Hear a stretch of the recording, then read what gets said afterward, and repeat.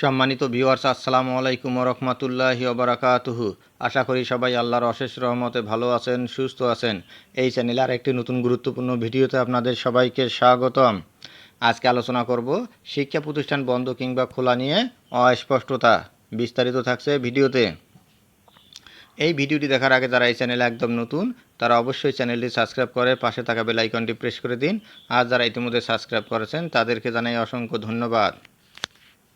শিক্ষা প্রতিষ্ঠান বন্ধ কিংবা খোলা নিয়ে অস্পষ্টতা। গতকাল শুক্রবার নবনিযুক্ত উপদেষ্টা সৈয়দা রিজওয়ানা হাসান শিক্ষা প্রতিষ্ঠান খোলা নিয়ে সাংবাদিকদের এক প্রশ্নের জবাবে বলেছেন, আমাদের রাস্তাঘাটে বর্তমান ট্রাফিক পুলিশ নেই। স্বতঃস্ফূর্তভাবে শিক্ষার্থীরাই রাস্তার ট্রাফিক নিয়ন্ত্রণ করছেন। পরিস্থিতি একটু স্বাভাবিক হলেই আমরা স্কুল কলেজ খুলে দেওয়ার ঘোষণা দেব। তিনি হয়তো বোঝাতে চেয়েছেন যে শিক্ষার্থীরা তো ট্রাফিক কন্ট্রোলের জন্য প্রশিক্ষিত নয়। এই অবস্থায় বাচ্চাদের স্কুল খোলা অনেকটাই রিস্কি। তাছাড়া স্কুল কলেজ ও বিশ্ববিদ্যালয়ের শিক্ষার্থীরা এখনও রাস্তায় ট্রাফিক নিয়ন্ত্রণের পরিষ্কার পরিচ্ছন্নতার কাজ করছেন। এই অবস্থায় অনেকেই আবার শ্রেণী কার্যক্রমে অংশগ্রহণ করতে মানসিকভাবে প্রস্তুত নন।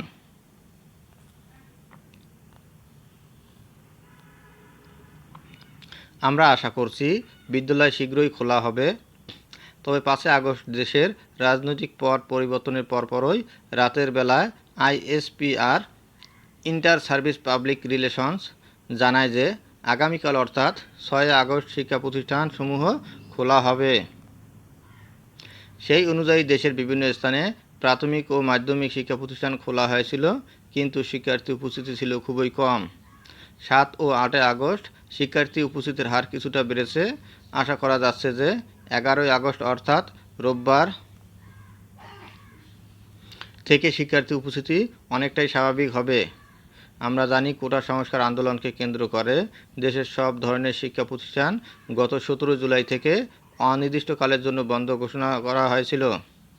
পরে 4 আগস্ট প্রাথমিক বিদ্যালয় খুলে দেওয়ার ঘোষণা দিয়েছিল প্রাথমিক ও গণশিক্ষা অধিদপ্তর।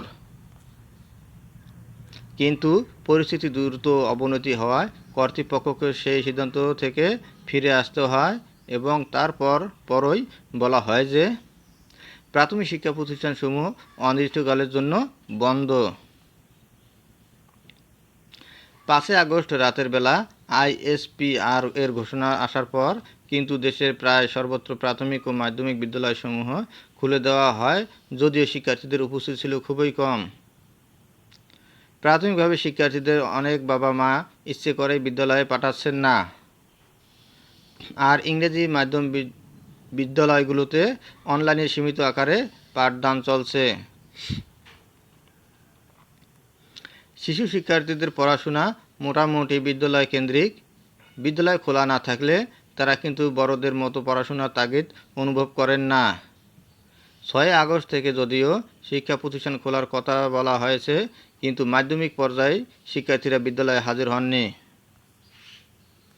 হয়তো 11 আগস্ট থেকে শিক্ষার্থীরা আসতে শুরু করবে। প্রাথমিকভাবে সেক্ষেত্রে এখনও সেভাবে কিছু বলা হয়নি। তবে বারবার বন্ধ, পরীক্ষা পেছানো, রাজনৈতিক সহিংসতা সব মিলিয়ে প্রাথমিকের শিক্ষার্থীদের মধ্যে এক ধরনের মানসিকভাবে বৈকল্য সৃষ্টি হয়েছে। আরও সৃষ্টি হয়েছে মানসিক ট্রমা।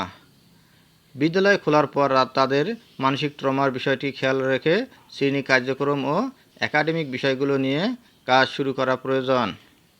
তাছাড়া অনাকাঙ্ক্ষিত বন্ধের কারণে সব ধরনের শিক্ষার্থীদের বিশাল এক একাডেমিক ক্ষতির মুখে পড়তে হয়েছে, যা থেকে কাটিয়ে উঠতে তাদেরকে বিদ্যালয়ে একটু বেশি সময় দিতে হবে।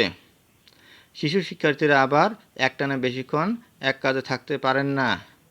তাদের সাইকোলজি আলাদা, তাদের অ্যাটেনশন স্প্যান কম।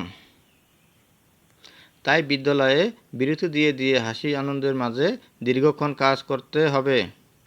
আবার খাবারের ব্যবস্থা করতে হবে, তা না হলে তারা কোনোভাবেই শ্রেণী কার্যক্রমে মনোযোগ দিতে পারবে না। এটি সরকার, বিদ্যালয় কর্তৃপক্ষ ও অভিভাবকগণ যৌথভাবে করতে পারেন।